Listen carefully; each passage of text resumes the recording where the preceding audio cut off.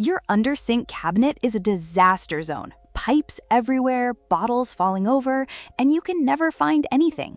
Let's fix that in 5 simple steps and reclaim that wasted space. Step 1. Remove everything and wipe down the cabinet floor and walls with a damp cloth. This gives you a clean slate and lets you spot any leaks or damage before you reorganize. Step 2. Install a tension rod or expandable shelf near the top to hang spray bottles and cleaning cloths. This uses vertical space you're already paying for but never using. Step 3. Use stackable pull-out drawers or tiered shelf risers to create layers. This doubles your usable surface area and lets you see everything without digging. Step 4.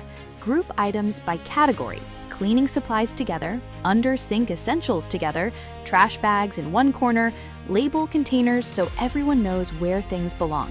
Step 5.